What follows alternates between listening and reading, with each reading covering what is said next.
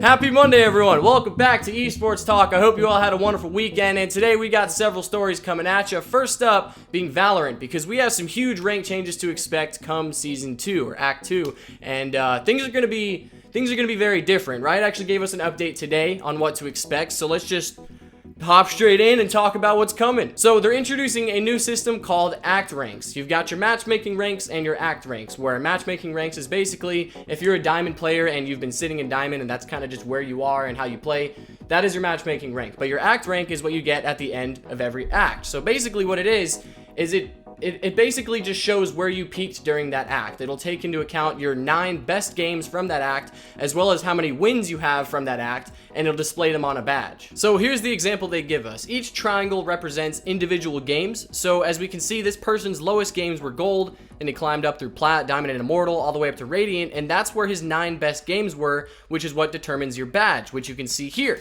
And that'll be on display on your player card at the end of the act. The border for the badge changes too, depending on how many wins you have. Then once the act is over and the next one starts, it'll save your competitive data from the last act, and then you only have to play 3 placement games to get your rank, unlike the normal 5 that you had to do at the start of this act. So that's what we've got to look forward to. I'm pretty excited about it personally, though I will say I wish they would address more about the increases and decreases in MMR, because you can win like 5 games in a row, do pretty well during all of them, and then lose 1 game and then get demoted.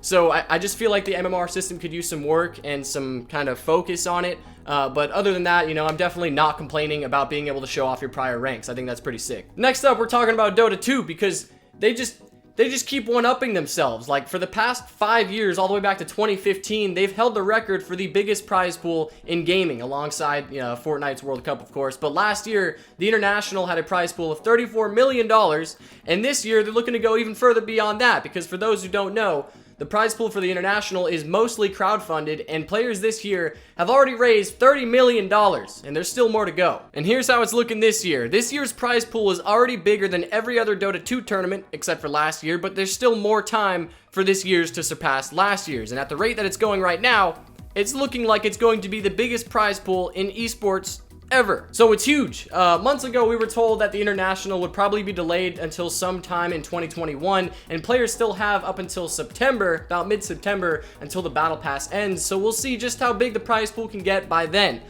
It's looking like it's going to be very big. It's going to break its own record. That's a lot of money. It's a lot of money. But anyway, lastly, we got to take a look at a tweet that Ninja's wife, Jessica Blevins, made, because it's got some of us questioning if they're trying to hint at something bigger. 2020 is nuts in so many ways, but I never would have thought I'd see a day where Ninja, Shroud, and Doc are all MIA from streaming. And if you check the comments, you'll find some people suggesting that maybe this tweet is a teaser of some sort, and she's like trying to hint at something, maybe that they're working on something, which may or may not be the case. It could obviously very well mean nothing. Maybe she literally is just saying, hey, it's kind of crazy that some of the world's biggest streamers aren't streaming right now. But still, there's always the possibility that, yes, Jess might know something behind the scenes, might know a bit more than we do, and yes, maybe there is the possibility that they are working on something and maybe hinting something at us. But we've also seen in the past that Doc was considering streaming on his own website, which sparks some more speculation, because some people think that Ninja, Doc, and Shroud are all going to be kind of teaming up and working on starting their own streaming service together, which of course, again, may or may not be the case. However, when you've got the internet's biggest personalities, all without a platform though, but with a lot of money, that makes it a possibility, you know what I'm trying to say? But anyway, yeah, let me know your guys' thoughts on this down below. Do you think that Jess is hinting towards something, maybe a team up between the 3? Do you think that they're still just trying to line up deals? Whatever it may be, drop your comments. Let's talk about it down below. Take it easy, everyone. Be safe. Of course, drink your water, drink your coffee like Jakey says. However, sometimes just throw some V8 into the mix, man. V8's good stuff. Fruit juice, vegetable juice, tasty. It's real good. Anyway, take it easy, everyone. Oh, my voice is cracked. Man, god dang it. I'll see you guys next time. Bye-bye.